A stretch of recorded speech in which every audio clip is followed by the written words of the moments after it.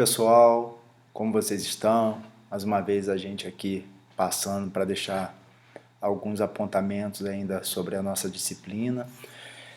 Gente, eu só gostaria de fazer um adendo ao vídeo anterior sobre Marx. É uma questão mais pessoal, na verdade, né? É o seguinte, quando eu tive contato com Marx, nas minhas primeiras vezes, normalmente foi a partir de ouvir falar sobre Marx. Eu não tinha pegado a obra de Marx, não tinha lido o texto. Então eu via muito falar de Marx, mas sempre através de professores, de comentadores, enfim.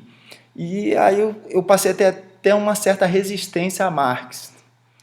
E eu só fui gostar de Marx quando eu tive contato com a obra de Marx, né? Porque a gente tem todo um preconceito por cima quando fala Marx, marxismo, comunismo, uma série de outros conceitos às vezes não muito bem definidos que a gente só escuta falar, né? E sempre é uma interpretação da interpretação da interpretação de alguém, e essas interpretações a gente puxa por um lado, é evidente, né? A gente está vendo isso na própria sociologia, a questão do subjetivismo, né? O subjetivismo objetivo, vamos colocar assim. Então, só depois que eu comecei a ler Marx mesmo, que eu fui vendo que as ideias de Marx são muito interessantes e que fazem sentido até hoje. Não é à toa que a gente estuda isso em economia, e eu não estou falando das disciplinas iniciais, não, estou falando em mestrado, doutorado, pós-doutorado. Então é um pensamento ainda muito vivo. Evidente que a obra foi criada dentro de um contexto, né, de uma relação de trabalhadores e empresariado muito arisca ainda, em que o trabalhador não tinha nenhum tipo de garantia, nenhum tipo de proteção legal, jurídica, que são algumas questões que foram superadas, né, ao longo do tempo por questão de direitos humanos, direitos fundamentais, direito do trabalho, mas que a obra de Marx continua muito viva porque traz apontamentos, traz reflexões muito interessantes para isso, né? Então seria interessante que vocês também tivessem contato com essas obras, ainda que seja questões fragmentadas, né? Pedaços de textos ou textos menores e até texto menos denso, por exemplo, o Manifesto Comunista e outros mais, para você entender, não é uma cartilha para doutrinar, não se trata disso, é para você entender o contexto daquela época e as discussões que estavam sendo criadas, né? E para ver que existe ainda uma relação de muita tensão entre a classe empresária, o trabalhador, a reforma trabalhista, acho que deixou isso bem claro, né? Então a gente pode perceber que essas questões levantadas por Marx ainda no século XIX ainda ecoam muito bem no nosso momento atual. Depois fala, né, desse desabafo aqui, a minha impressão, né? Eu gostaria de voltar à nossa questão da disciplina e falar um pouquinho sobre Durkheim, tá? Durkheim vem de uma tradição contista, ele é francês, né? Mas é evidente que ele supera Comte, não, ele tem um ponto de partida ali, algumas coisas concorda com Comte, mas ele vai muito mais além, essa preocupação com o método e a constituição dessa disciplina de forma em que seus pilares estivessem bem fundamentados. Então isso traz outras reflexões e coloca Durkheim numa posição de destaque, né, na disciplina de sociologia. Então, Durkheim pretendendo assim estabelecer a sociologia como uma disciplina rigorosamente objetiva, que ainda é aquele resquício das ciências naturais, né? De uma coisa, de uma disciplina explicativa que produza resultado, que consiga interferir na realidade, assim como as ciências naturais interferiam, a química, a física, a matemática e a própria biologia, né? Então, Durkheim opôs-se a todas as orientações que transformavam a investigação social numa dedução de fatos particulares, a partir de leis supostamente universais. Então, para Durkheim, a sociologia deveria utilizar uma metodologia científica, investigando leis, não generalidades abstratas, e sim expressões mais precisas, né, de relações descobertas entre os diversos grupos sociais. Só que o seu objetivismo não vai transformar o social em fato puramente físico. O elemento humano, como a gente tem visto aí na própria discussão, ele aparece fortemente em Durkheim. Então, partindo da exterioridade dos fatos sociais, Durkheim desemboca na compreensão da sociedade como um conjunto de ideais constantemente alimentados pelos homens que fazem parte dela. É justamente essa dinâmica da sociedade, em que a sociedade forma um indivíduo, transforma um indivíduo, mas o indivíduo também tem uma contribuição para a sociedade, senão a sociedade seria de maneira cíclica, né? Manteria aquele mesmo ritmo e não mudaria nunca. Mas o indivíduo, a partir daqueles elementos que o constituem, os elementos sociais, ele tem uma margem de transformação, de escolhas dentro da sociedade, que a combinação dessas escolhas produzem transformações sociais. É isso que cria essa dinâmica social, né? Então, dentro desse pressuposto, né, e projeto metodológicos, né, Durkheim foi levado a investigar a possibilidade de abordar a sociedade como um fato sui generis portanto, irredutível a outros. Então, como resultado, ele chegou à conceituação de consciência coletiva.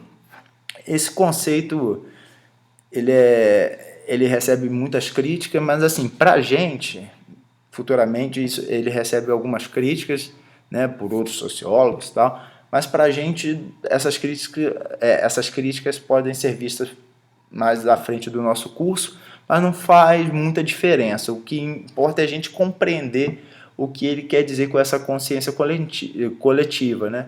Que é entendida como um sistema de representações coletivas de uma determinada sociedade. As representações coletivas seriam, por exemplo, a linguagem ou um grupo, né, de práticas de trabalho, de celebrações, de crenças, que unem, né, os indivíduos, que são compartilhados, né, pelos indivíduos em uma determinada sociedade. E essas tais representações coletivas, elas acabam que se desdobram nos aspectos intelectuais e emocional, e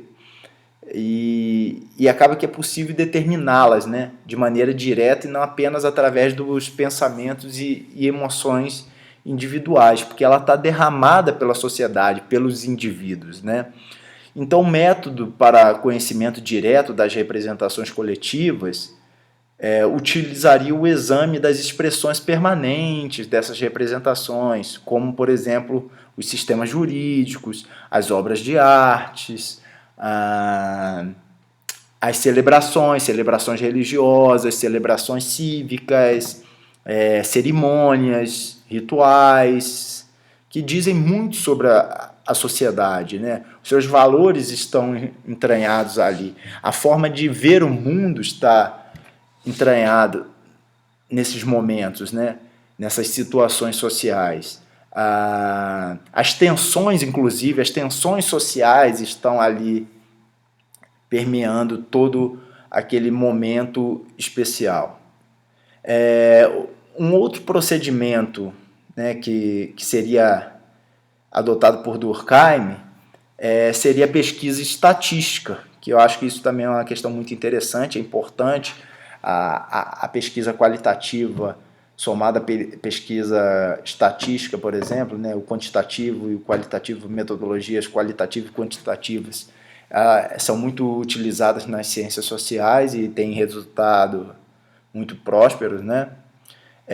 Então, assim, Essa pesquisa estatística, como o próprio Durkheim realizou estudando a questão do suicídio, que é um trabalho interessante, mostra que o suicídio muitas vezes era ocasionado não por uma questão de fato psicológico do indivíduo, mas por uma pressão da sociedade, por elementos sociais. Então o suicídio ele não era só uma escolha do indivíduo apartado ou distante ou sem qualquer influência da sociedade. Pelo contrário, ele viu o suicídio como um aspecto social, como um elemento social e, portanto, como um fato social.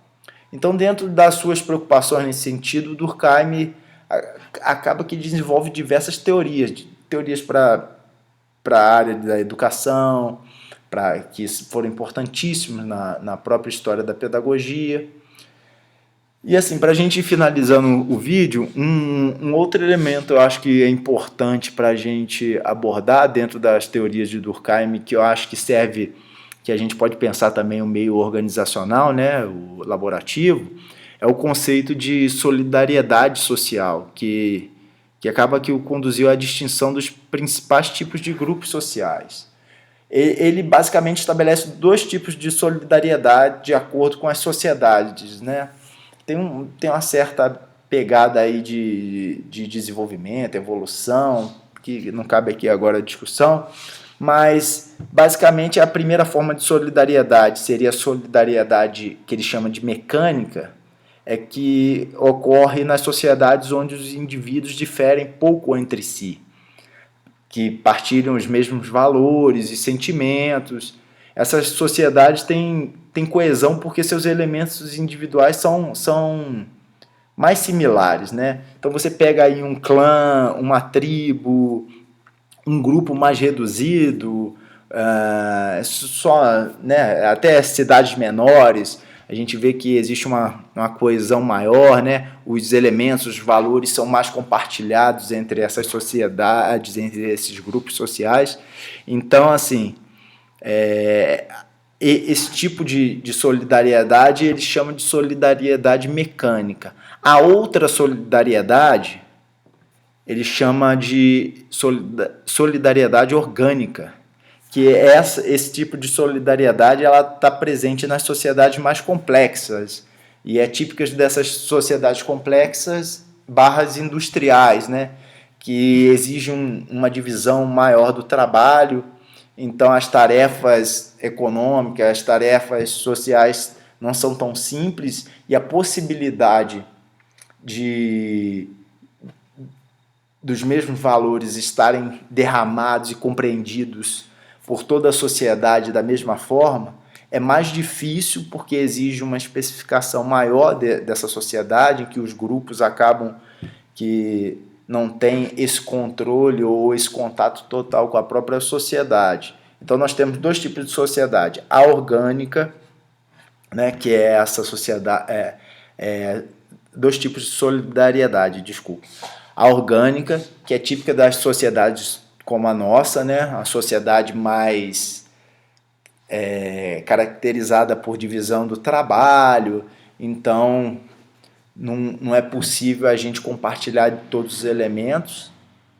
Por outro lado, nós temos também a solidariedade mecânica, que é típico de grupos menos complexos, ou menos divididos, talvez seja isso, em que o grupo compartilhe de toda a vida social, né, da comunidade, da localidade. É típico de grupos menores, de clãs, de tribos, em que eles participam dos mesmos cerimoniais, creem nas mesmas divindades, compartilham o mesmo ethos, os mesmos valores. Se nós olharmos para a nossa sociedade, nós vemos uma indefinida, né, um indefinido número de crenças, de valores, de perspectivas, de ordenação e de direcionamento, até direcionamento político, ideológico. Então, basicamente, são essas contribuições, vamos colocar assim, que Durkheim nos traz, né, para a sociologia, E para a gente a questão da solidariedade é muito interessante, né? A questão dessa perspectiva da solidariedade mecânica ou orgânica, e afinal de contas, dentro de uma empresa, como isso se dá dentro de um ambiente organizacional? Existiria solidariedade mecânica, em que todos compartilhariam o mesmo, né, todos os fundamentos da empresa, ou não? Há uma divisão de pensamento ideológica, tensões dentro daquele ambiente de trabalho. Tá bom? Espero que tenha ajudado aí e a gente vai conversando no fórum. Parabéns aí, pessoal. Estou gostando de ver todo mundo aí se manifestando, não só respondendo as perguntas propostas por nós, mas interagindo com os colegas. É isso aí que faz o ensino ficar legal, tá bom? Um abraço, até mais.